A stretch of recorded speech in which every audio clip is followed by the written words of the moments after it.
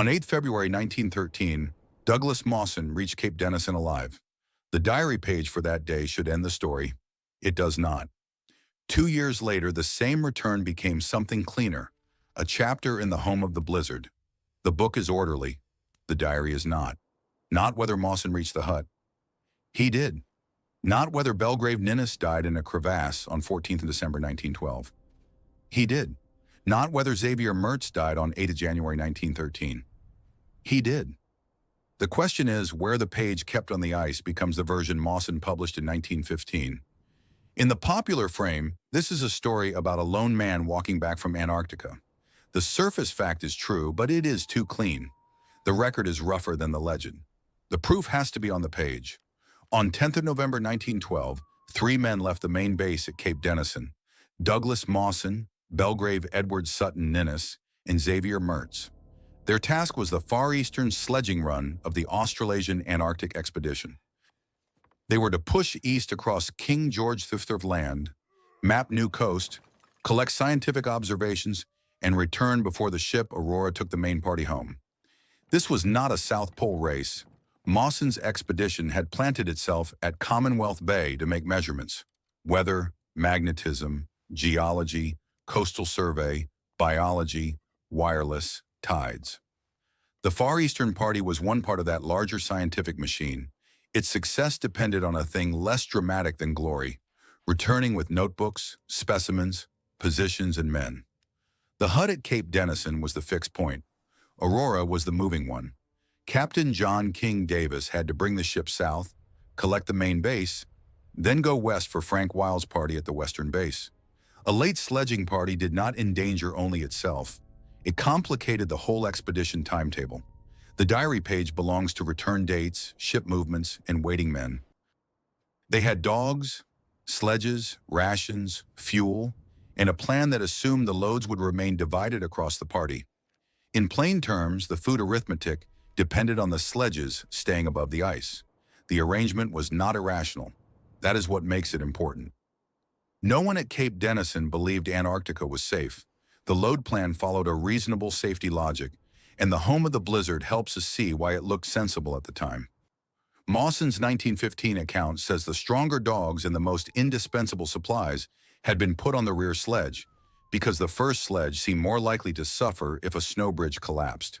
On paper, that was caution. On 14th of December, it became the exact arrangement that let one hidden crevasse take the best dogs and the food margin at once. The diary after the fall records the problem. Practically all the food had gone. The book supplies the retrospective rationale. The rear sledge had seemed the safer place for the vital load. The change is not a confession.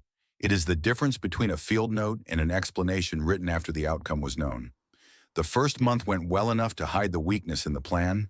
The party moved east through wind, crevasses, and broken surfaces. They made distance. They took observations. Ninnis had left his papers at Cape Denison. His last diary entry before departure does not describe a man certain of return. It allows for the possibility that the absence might be 2 months or permanent. That is not prophecy. It is the ordinary caution of someone about to leave a hut for a continent where the safe route is never guaranteed. Mawson, writing to Paquita Delprat before departure, sounded more confident. He named his 2 companions and judged serious harm unlikely. The contrast is not proof that Mawson was careless. It is proof that the documents do not all carry the same emotional temperature. A screen map of the case should begin cleanly. Cape Denison on the left, the party's eastward line running out from the hut, dates placed along the track. For the first weeks, the line looks like progress. But a route can look rational on a map and still be fragile on the ground.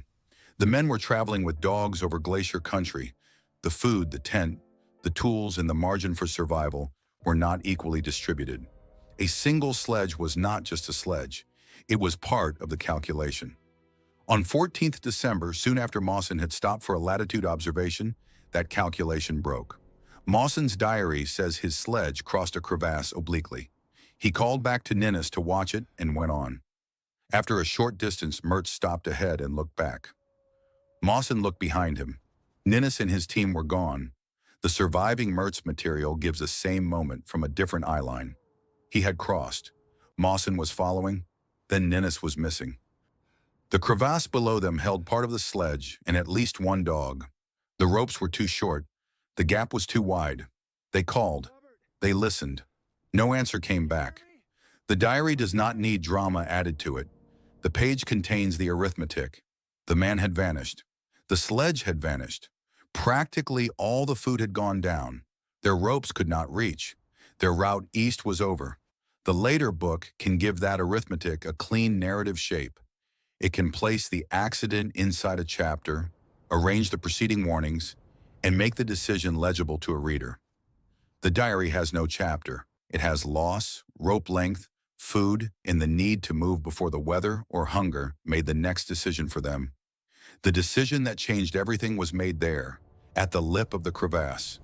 They would not continue the sledging run. They would not risk both remaining lives trying to descend into a hole their ropes could not reach. After hours of calling and after a burial service, they would turn for Cape Denison with what remained. It sounds like the obvious decision now. It was not a rescue decision. It was a survival calculation made after the rescue decision had failed. The decision before that point is quieter and harder to see. They had not turned the expedition home before the supply sledge crossed that field. They were still moving east with their margin concentrated in a way the glacier could destroy in 1 second. The crevasse did not create the weakness, it exposed it. Mawson's crisis began before he was alone. It began when the expedition's survival margin was allowed to ride on a load plan no diary page could repair. After Ninnis fell, Mawson and Mertz had 6 dogs, little human food, fuel, and a damaged return plan.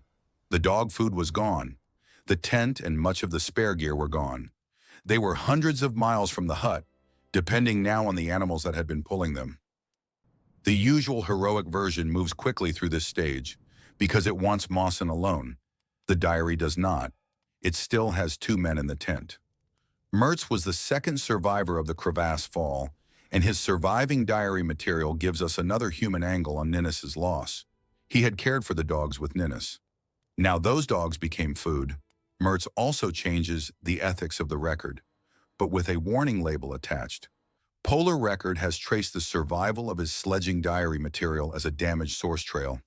2 handwritten pages reproduced in Mawson's book, imperfect typed copies made before the diary disappeared, and another transcript in the German edition. So the phrase, Mertz's diary, is not simple. What survives is fragmentary, translated, copied, and mediated. Mawson's book appears complete because it is a finished public object. Mertz's record appears partial because it is partial, but partial does not mean useless. When Mertz's surviving words overlap with Mawson's diary, they strengthen the core facts. The return became a narrowing series of choices. Shoot the weakest dog, feed part to the remaining dogs, eat part themselves, march when they could, stop when Mertz could not. The food was no longer a ration plan, it was a moving subtraction. On screen, this should be a supply table, not a storm shot. 3 men becomes 2, 2 sledges become 1. 16 dogs at departure become 6 surviving after the crevasse. The planned ration line collapses into dog meat and emergency food. The men were likely also entering a medical problem they did not understand. Later medical writers proposed that dog liver exposed Mawson and Mertz to dangerous levels of vitamin A. Other medical reassessments have pushed back, arguing that starvation, cold, wet clothing, stress, and sudden diet change can explain much of what happened. The safe grammar is likely, not confirmed. It is likely that dog liver made the illness worse. It is confirmed that both men became desperately ill after the rations failed and after dogs became their food. This is where the wording matters. The diary records symptoms and decisions. Modern medicine interprets them. The two are not the same kind of evidence. By early January, the return was no longer a shared march in any ordinary sense. Mertz weakened. He struggled to move. Mawson wrote that Mertz's heart seemed to have gone. The line survives because it was written close to the event, not polished for an audience in London or Australia. On 8th January 1913, Xavier Mertz died. Mawson's diary explanation was provisional. He guessed exposure and want of food. Later, he would add possible colitis. Later still, the vitamin A hypothesis would enter the case. The death itself is confirmed. The exact medical mechanism remains contested. The contested medical layer is a good test of the whole method. A confident documentary could say the liver killed Mertz and move on. The sources do not quite permit that. The 1969 vitamin A explanation became influential because the symptoms look familiar to toxicologists: skin loss, hair loss, weakness, mental disturbance. Later writers strengthened it with estimates of the vitamin A content of dog liver, but the 2005 medical reassessment asked a hard question. If acute toxicity explains everything, why do starvation, wet clothing, severe cold, grief, and diet shock disappear from the diagnosis? They do not disappear. They remain in the tent. So the script keeps two columns. Confirmed. The men ate dogs after the rations failed, and Mertz declined and died. Likely, vitamin A from dog liver may have contributed. Unknown, the exact cause of death. This is where the public story wants to begin again. One man, one sledge, about 100 miles from the hut. But the diary page does something less convenient. On 9 January, Mawson buried Mertz. He read the burial service. He tore blank pages from Mertz's diary because weight now mattered more than completeness. The archive we have is partly shaped by what a starving man could not carry. What we know is simple. Ninnis died at the crevasse on 14th December 1912. The sledge took down most of the supplies. Mertz died on 8th January 1913 after a collapse during the return. Mawson was left alone, still far from Cape Denison, with little food and a damaged body. What we do not know is just as important. We do not know the exact medical cause of Mertz's death. We do not know every word spoken in the tent as the return plan failed. We do not know how Mawson decided which details from the diary belonged in the public memoir and which belonged only to the page written under pressure. The midpoint of the case is not the moment Mawson becomes alone. It is the moment the source changes character. Before 8th January, the record can still be checked against surviving Mertz material, however fragmentary. After 8 January, the record becomes one man's page, one man's memory, and later one man's book. Mawson's solo return was real. He fell through crevasses. In one fall, the sledge jammed above him and saved him. He climbed out by the rope and later made himself a rope ladder. He cut his remaining sledge down to reduce weight. His feet were badly damaged. His body was failing. Those are not legend details in the loose sense. They are anchored in the diary and in the later narrative, and the material survival of his cut-down sledge has become part of the public memory. Yet the telling changes when the same events pass through a 1915 memoir. The Home of the Blizzard was published 2 years after the return, with the expedition over, its dead named, its scientific work needing public meaning, and Mawson's own reputation tied to how the case would be remembered. It is not a false book. It is a shaped book, and the book tells us so. In the author's preface, Mawson says the object is to present a connected narrative from a popular and general point of view. He says material was cut to keep the narrative within limits. He thanks A.L. McLean for helping write and edit the book, and says McLean spent months revising, cutting down, or amplifying the material. This is the strongest evidence for the episode's argument because it comes from Mawson's own threshold to the book. The diary was a working record. The book was a connected public narrative. Mawson does not hide that. The honest reading is to take him seriously. So I do not read The Home of the Blizzard as a neutral duplicate of the diary. I read it as evidence for what Mawson needed the expedition to mean after survival. The memoir has a reason to arrange the case. It has to give the expedition coherence.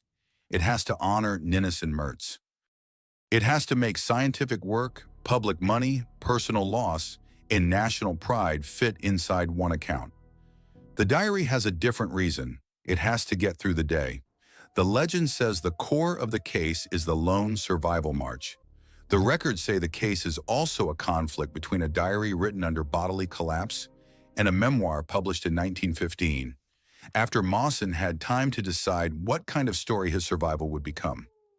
The diary page is not more honest because it is morally pure. A diary can omit. A diary can misunderstand. A diary can be written by a man too tired to measure himself clearly, but it is closer to the pressure. It was not written to introduce a public hero. The memoir is not useless because it came later. It preserves sequence, context, and many details. But it was written after the case had already acquired meaning. It knows Mawson survived. The diary did not. The diary and the memoir are not enemies. They are two machines for making record. One preserves the day. The other preserves the survivor's claim on the day. By late January, Mawson's world narrowed to food, wind, crampons, and distance. On 29th January, he found a mound left by a search party earlier that same day. Inside was food and a note. The ship had arrived at the hut and was waiting. He had missed the searchers by hours. That scene belongs in the episode because it changes the question again. Until then, the question is whether Mawson can reach the coast. After the mound, the question is whether the coast will still have a ship. The note also carried news from outside Antarctica. Amundsen had reached the South Pole. Scott, the note said, was remaining another year. The men at Cape Denison did not yet know Scott was dead. The outside world was arriving as fragments, carried in tins and notes, while Mawson was still fighting the slope above home. At Cape Denison, Davis was making his own calculation. Aurora had returned to Commonwealth Bay in January. The men at the hut could eat fresh fruit from the ship and read letters from home, but the far eastern party was missing. Davis could not wait without limit. Wild's western base also needed retrieval. The ship was not a symbol in the distance. It was the expedition's only way to close the Antarctic year without creating another disaster. That pressure is one reason the ending cannot be reduced to Mawson's arrival. Every extra day had two meanings. Inland, it was one more day Mawson had to survive. At the coast, it was one more day Davis had to decide whether waiting for Mawson risked abandoning others. On 1st February, Mawson reached Aladdin's cave, the ice cavern used as a depot above the hut. In the memoir, the fruit left there by Aurora becomes one of the most readable moments of relief. The field situation beneath it is harsher. He was only miles from the hut and still could not descend safely. The book gives the reader the fruit. The route gives Mawson the slope, the wind, bad crampons, and another week of waiting. Both are true. The edit decides which one the audience feels first, then the wind held him there. For a week, the cave was shelter and prison.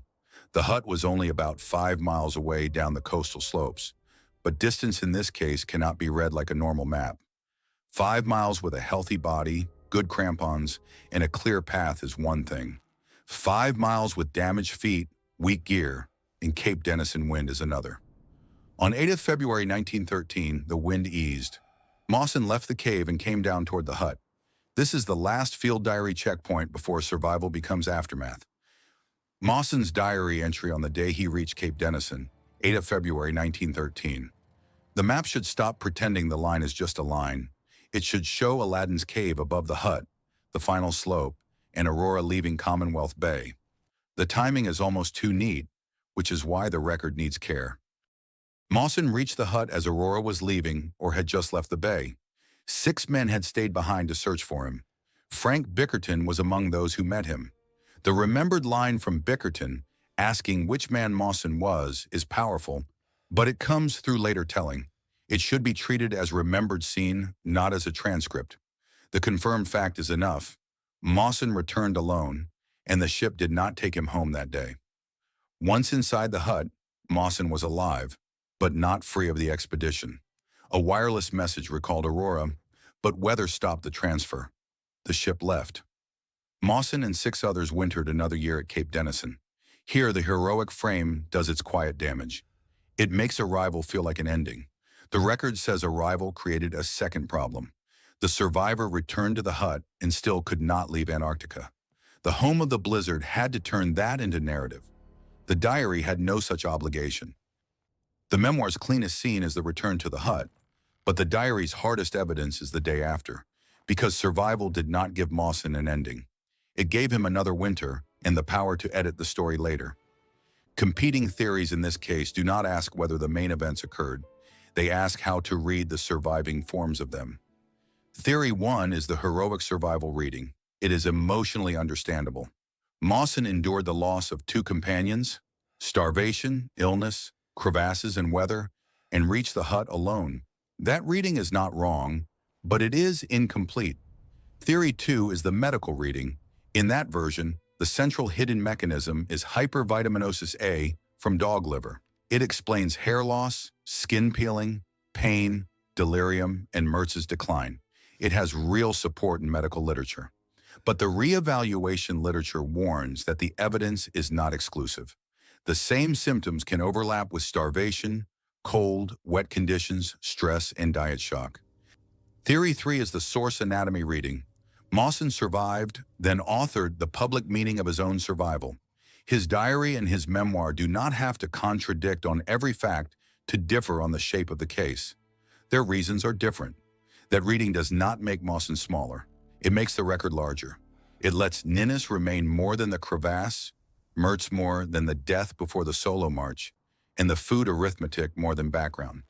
It keeps the 1915 book in the room, but it does not let the book own the room. A final screen should return to the diary page, not to a portrait, not to a lone figure in snow. A page. The page is material. It was carried, damaged, edited by necessity, and later surrounded by other versions. It is the recurring object because this case is not only about what happened on the ice. It is about how a survivor's record hardens into a legend. So the verdict is not that one source is true and the other false. The verdict is that both were made for different jobs. Mawson survived the ice once, then in 1915 he survived it again on the page. The mistake is reading those two survivals as the same thing.